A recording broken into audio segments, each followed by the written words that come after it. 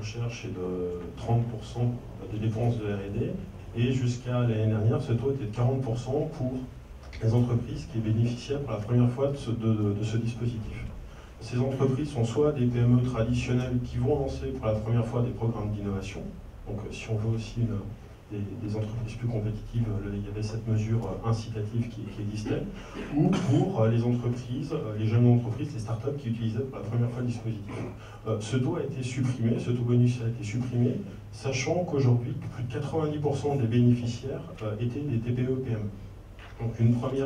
premier impact assez négatif. Ensuite, concernant le crédit d'impôt innovation, il s'est finalement transformé dans le PLF 2013 en un aménagement du crédit d'impôt recherche qui permet pour les PME au sens communautaire du terme de pouvoir bénéficier d'un taux de 20% pour des dépenses d'innovation plafonnées à 400 000 €. On peut regretter deux choses. La première, c'est que déjà c'est un aménagement à des taux différents du crédit d'impôt recherche des dépenses éligibles, sachant que quand on regarde le détail des définitions, il y a une zone de recouvrement possible avec le crédit d'impôt recherche, donc des zones, j'allais dire, de conflit potentiel entre le contribuable, l'entreprise innovante et l'administration. Le deuxième point,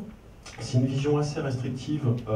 des dépenses d'innovation, puisqu'on parle des dépenses liées à la construction prototype, d'installation pilote, ce qui donne une vision assez restrictive de ce qu'est l'innovation, et un ensemble d'activités liées au marketing de l'innovation, par exemple, ou toutes les innovations de business model qu'on retrouve notamment dans le